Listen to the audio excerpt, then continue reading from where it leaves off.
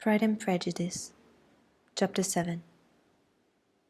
Mr. Bennet's property consisted almost entirely in an estate of 2,000 a year, which, unfortunately for his daughters, in default of heirs male on a distant relation, and their mother's fortune, though ample for her situation in life, could but ill supply the deficiency of his. Her father had been an attorney in Meryton, and had left her £4,000.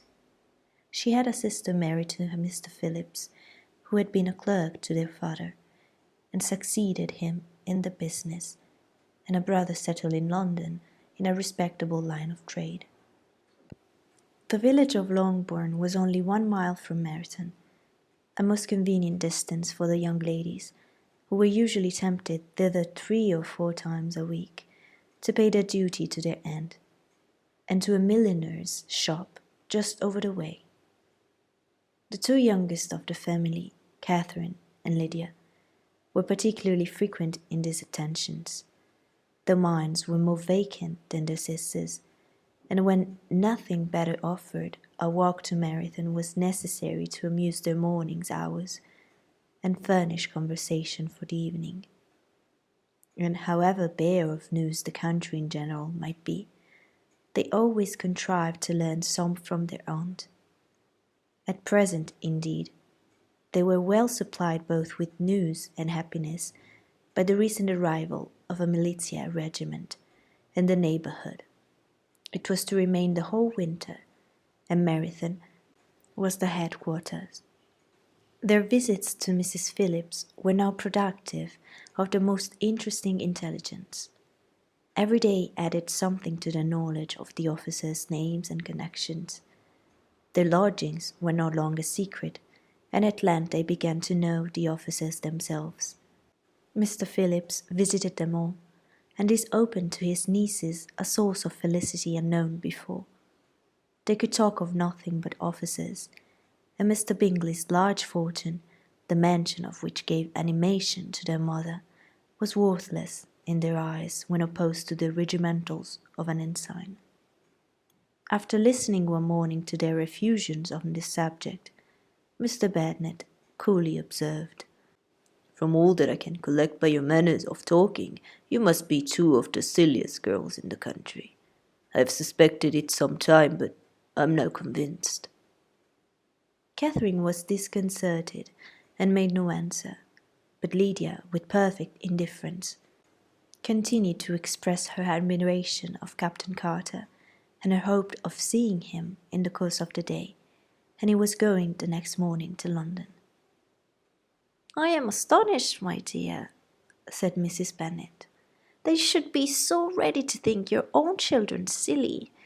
If I wish to think slightingly of anybody's children, it should not be of my own, however." "If my children are silly, I must hope to be always sensible of it." "Yes, but as it happens, they are all of them very clever." "This is the only point I flatter myself on which we do not agree. I had hoped that our sentiments conceded in every particular, but I must so far differ from you as to think our 2 youngest daughters uncommonly foolish." "My dear Mr. Bennet, you must not expect such girls to have the sense of their father and mother. When they get to our age, I dare say they will not think about officers any more than we do. I remember the time when I liked a red coat myself very well, and indeed so I do still at my heart. And if a smart young colonel with 5 or 6,000 a year should want one of my girls, I should not say nay to him. And I thought Colonel Forster looked very becoming the other night at Sir William's in his regimentals." "Mamma," cried Lydia, "my aunt says that Colonel Forster and Captain Carter do not go so often to Miss Watson's as they did when they first came. She sees them now very often standing in Clark's library." Mrs. Bennet was prevented replying by the entrance of the footman with a note from Miss Bennet. It came from Netherfield, and the servant waited for an answer. Mrs. Bennet's eyes sparkled with pleasure and she was so eagerly calling out, while her daughter read. "Well, Jane, who is it from? What is it about? What does he say? Oh, Jane, make haste and tell us. Make haste, my love." "It is from Miss Bingley," said Jane, and then read it aloud. "My dear friend, if you are not so compassionate as to dine today with Louisa and me, we should be in danger of hating each other for the rest of our lives. For a whole day's tete-a-tete between two women can never end without a quarrel. Come as soon as you can on the receipt of this. My brother and the gentlemen are to dine with the officers. Yours ever, Caroline Bingley." "With the officers!" cried Lydia. "I wonder my aunt did not tell us of that." "Dining out," said Mrs. Bennet. "That is very unlucky." "Can I have the carriage?" said Jane. "No, my dear, you had better go on horseback, because it seems likely to rain, and then you must stay all night." "That would be a good scheme," said Elizabeth, "if you were sure that they would not offer to send her home." "Oh, but the gentlemen will have Mr. Bingley's chaise to go to Meryton, and the Hursts have no horses to theirs." "I'd much rather go on the coach." "But, my dear, your father cannot spare the horses, I'm sure. They are wanted in the farm, Mr. Bennet, are they not?" "They are wanted in the farm much oftener than I can get them." "But if you have got them today," said Elizabeth, "my mother's purpose will be answered." She did at last extort from her father an acknowledgment that the horses were engaged. Jane was therefore obliged to go on horseback, and her mother attended her to the door with many cheerful prognostics of a bad day. Her hopes were answered. Jane had not been gone long before it rained hard. Her sisters were uneasy for her, but her mother was delighted. The rain continued the whole evening without intermission. Jane certainly could not come back. "This was a lucky idea of mine, indeed," said Mrs. Bennet more than once, as if the credit of making it rain were all their own. Till the next morning, however, she was not aware of all the felicity of her contrivance. Breakfast was scarcely over when a servant from Netherfield brought the following note for Elizabeth. "My dearest Lizzie, I find myself very unwell this morning, which I suppose is to be imputed to my getting wet through yesterday. My kind friends will not hear of my returning home till I'm better.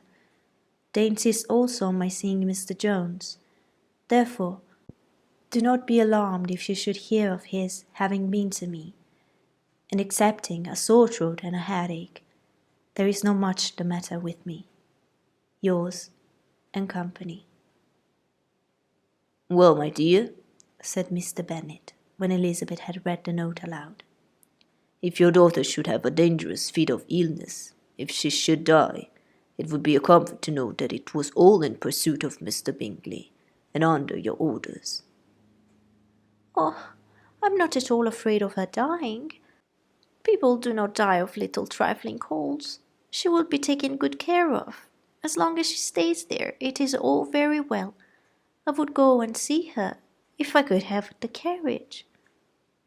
Elizabeth, feeling really anxious, was determined to go to her, though the carriage was not to be had, and she was no horsewoman. Walking was her only alternative. She declared her resolution. "How can you be so silly," cried her mother, "as to think of such a thing in all this dirt? You will not be fit to be seen when you get there." "I should be very fit to see Jane, which is all I want." "Is this a hint to me, Lizzie?" said her father. "To send for the horses?" "No, indeed. I do not wish to avoid a walk. The distance is nothing, when one has a motive, only 3 miles. I should be back by dinner." "I admire the activity of your benevolence, observed Mary. "But every impulse of feeling should be guided by reason, and in my opinion, exertion should always be in proportion to what is required." "We will go as far as Meryton with you," said Catherine and Lydia. Elizabeth accepted their company, and the three young ladies set off together. "If we make haste," said Lydia, as they walked along, "perhaps we may see something of Captain Carter before he goes." In Meryton they parted. The two youngest repaired to the lodgings of one of the officers' wives, and Elizabeth continued her walk alone, crossing field after field at a quick pace, jumping over stiles and springing over puddles with impatient activity, and finding herself at last within view of the house, with weary ankles, dirty stockings, and a face glowing with the warmth of exercise. She was shown into the breakfast parlour where all but Jane were assembled, and where her appearance created a great deal of surprise. That she should have walked 3 miles so early in the day, in such dirty weather, and by herself, was almost incredible to Mrs. Hurst and Miss Bingley, and Elizabeth was convinced that they held her in contempt for it. She was received, however, very politely by them, and in their brother's manners there was something better than politeness. There was good humour and kindness. Mr. Darcy said very little, and Mr. Hurst nothing at all. The former was divided between admiration of the brilliancy which exercise had given to her complexion, and doubt as to the occasions justifying her coming so far alone. The latter was thinking only of his breakfast. Her inquiries after her sister were not very favourably answered. Miss Bennet had slept ill, and thought up, was very feverish, and not well enough to leave her room. Elizabeth was glad to be taken to her immediately, and Jane, who had only been withheld by the fear of giving alarm or inconvenience, from expressing in her note how much she longed for such a visit, was delighted at her entrance. She was not equal, however, to much conversation, and when Miss Bingley left them together, could attempt little beside expressions of gratitude for the extraordinary kindness she was treated with. Elizabeth silently attended her. When breakfast was over, they were joined by the sisters, and Elizabeth began to like them herself, when she saw how much affection and solicitude they showed for Jane. The apothecary came, and having examined his patient, said, as might be supposed, that she had caught a violent cold, and that they must endeavour to get the better of it, advise her to return to bed, and promise her some draughts. The advice was followed readily, for the feverish symptoms increased and her head ached acutely. Elizabeth did not quit her room for a moment, nor were the other ladies often absent. The gentlemen being out, they had in fact nothing to do elsewhere. When the clock struck 3, Elizabeth felt that she must go, and very unwillingly said so. Miss Bingley offered her the carriage, and she only wanted a little pressing to accept it, when Jane testified such concern in parting with her, that Miss Bingley was obliged to convert the offer of the chaise into an invitation to remain at Netherfield for the present. Elizabeth most thankfully consented, and a servant was dispatched to Longbourn to acquaint the family with her stay, and bring back a supply of clothes.